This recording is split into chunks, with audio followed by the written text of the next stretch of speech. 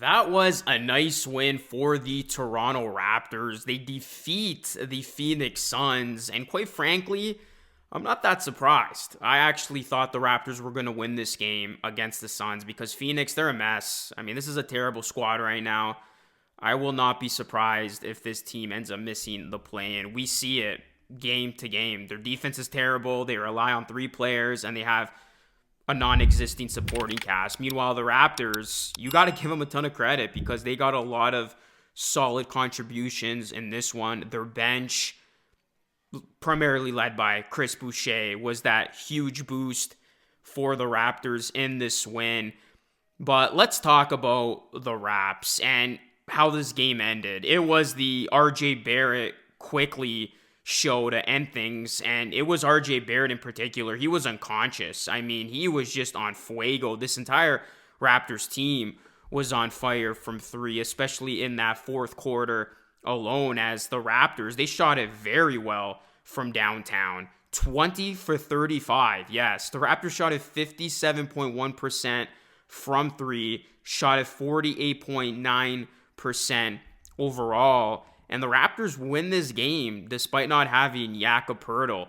They were led by RJ's 23 and Quickly's 23. As I mentioned, both those players doing a solid job, putting the nail in the coffin, coming up with timely made threes.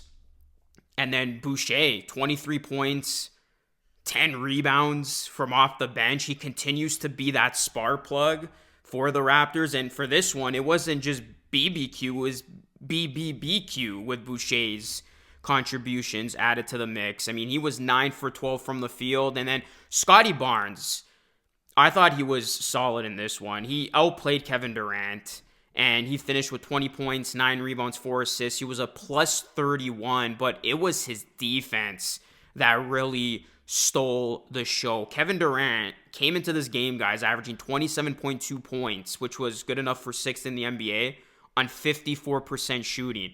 The Raptors held them to just 15 points on 5 for 15 and 0 of 5 from 3. It was a very uncharacteristic Kevin Durant performance, and you got to give huge kudos to Scottie Barnes, who spearheaded that defensive effort on KD. It was a very, very special defensive performance from Barnes.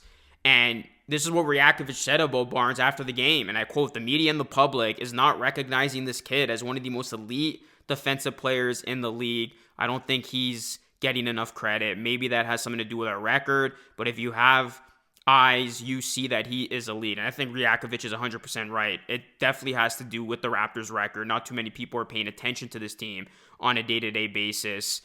And Scottie Barnes, like, his offense, there is areas for sure. Like, he definitely has to continue to get better in. Like, they brought up a good point on the broadcast. There was a possession there in the fourth that Scottie was like a 3-on-1. He passed it up instead of just taking it himself. And Vince Carter, who was on the broadcast, pointing out that he would like to see Scottie Barnes be aggressive in that situation and take it up himself. So, like, things like that, Scottie's aggressiveness, his consistency, particularly from three. He did shoot it well from three in this one.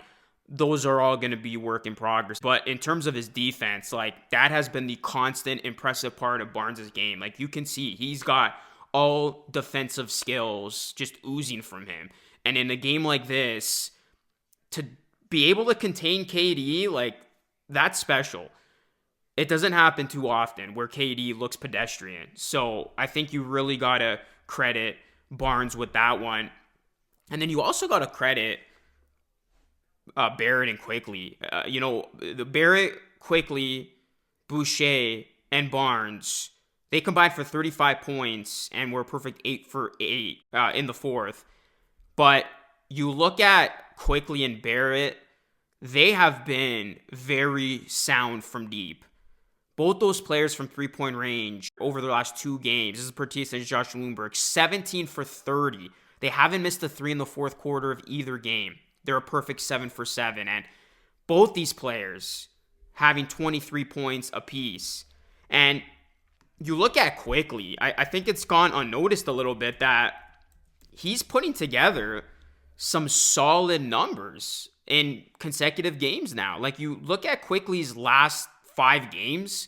20 against the Rockets, 23 against the Sixers, 15 against the Cavs, and then 23 against the Heat, 23 against the Suns. So Quickly's really starting to find his rhythm, and he hit 5 threes against the Heat, and now he hits another 5 against the Suns, 5 for 7. So he's starting to heat up from downtown, which is what you want to see, because this is a guy who can get instantly off from downtown and have those scoring barrages. And then RJ Barrett, got to give him a lot of credit too. Over his last 3, since coming back from being in concussion protocol, he had missed, 5 straight games.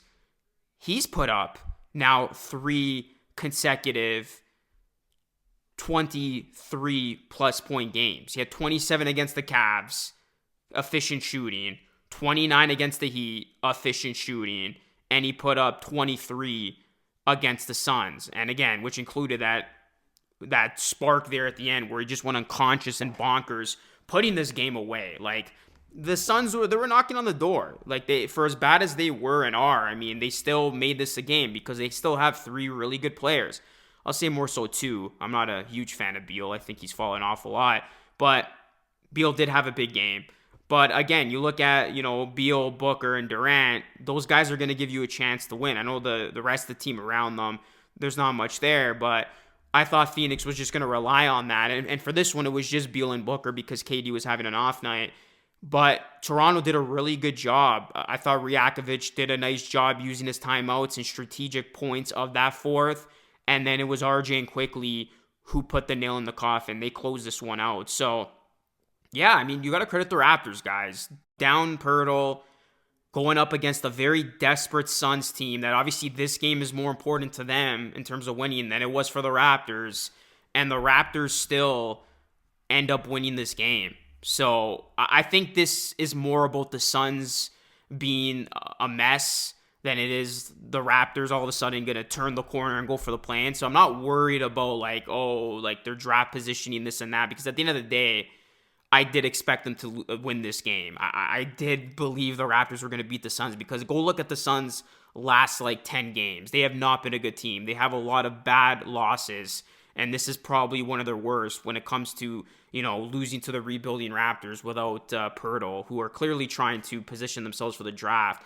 But at the same time, I acknowledge some of the positive takeaways from this. And, this is what you want to see. It's a nice win for the culture. It's a nice win of building good habits. And you're going to have these wins, with this Raptors team. Like, you're not going to see this team drop every single game they play in. And look, maybe we get to a situation where, because what is crazy is this is probably this is the hardest team on paper, one of the harder teams on paper that the Raptors have yet to play, with the exception of the Celtics coming up on Tuesday. So it is going to get really easy for the Raptors.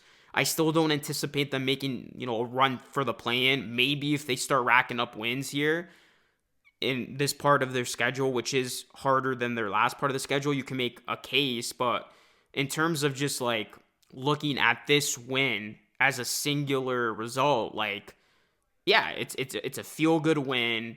They played well. They deserved the W, and they took advantage of a very poor Suns team right now. So we'll see how the Raptors look from here. I mean, look, this is a team that they are going to give their best foot forward. So I don't know if that's going to complicate things down the line in terms of them trying to tank or when it comes to the draft, because Scottie said it the other day. He flat out said it. He doesn't care about all that talk. He's going out there and he wants to win. And this is a young group, and you can see it with Quickly, Barrett, and Barnes. They want to win. So the Raptors, they did exactly that, and they really took it to Phoenix over that last 3 minutes of the game. The Raptors led 105-103 with 4:50 left in the fourth, and then they just went up 124-108 with 1:30. So the Toronto Raptors, give them credit. They closed out this game strong. They made their threes, and they played solid defense when they needed to. So let me know your thoughts, guys. Hit a like on the video. Subscribe to the channel if you're new. That is it for me. It's Luke signing off. Thanks so much for watching. I will catch you all again in the next one.